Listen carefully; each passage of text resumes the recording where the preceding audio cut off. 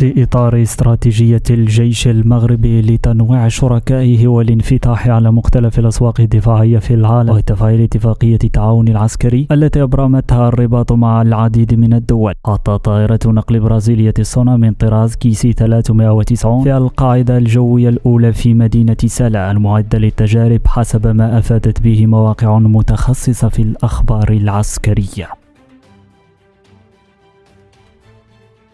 وقد تم تطوير هذه القطعة العسكرية التي تصممها شركة إمبراير من أجل القيام بمهام متعددة في مختلف الظروف الجوية على غرار نقل الجنود والمظليين والمشاركة في عمليات البحث والإنقاذ والإجلاء الطبي والتزود بالوقود جوي، إضافة إلى المشاركة في عمليات إخماد الحرائق والإنقاذ الإنساني، كما تتميز بانخفاض تكلفتها التشغيلية.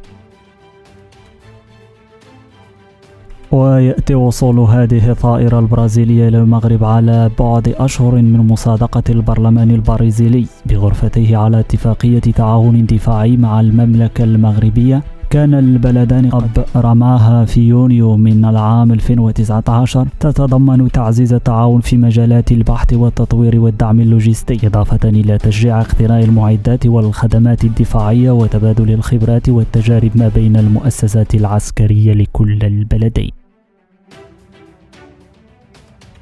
تفاعلا مع الموضوع، قال عبد الرحمن مكاوي خبير عسكري إن عرض البرازيل طائرة نقل العسكري متعددة المهام أمام أنظار الجيش المغربي يأتي أولا في سياق التوجه العسكري المغربي الرامي إلى تنويع الشركاء وأسواق التزود بالسلاح،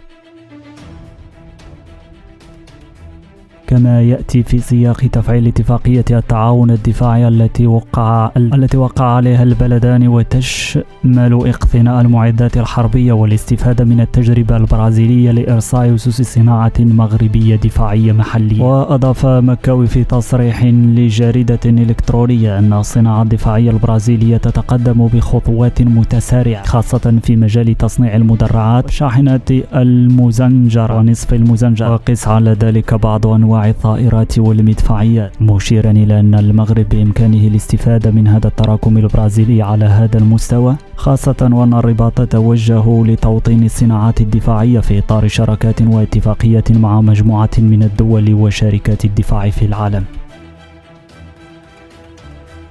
وأوضح المتحدث أن شركات الدفاع في أمريكا اللاتينية عموما وفي البرازيل خصوصا أبدت اهتماما واضحا بالمغرب باعتباره واحدا من أكبر مقتني العتاد الحرب على مستوى الإفريقي، كما أنه مهتم بدوره بالصناعة الدفاعية البرازيلية. وقد نشهد في قادم الأيام توقيع صفقات واتفاقيات مهمة سواء بين الدولة المغربية والمركبات الصانعة في برازيليا أو بين القطاع الخاص في البلدين المهتمين بالتصنيع الحربي.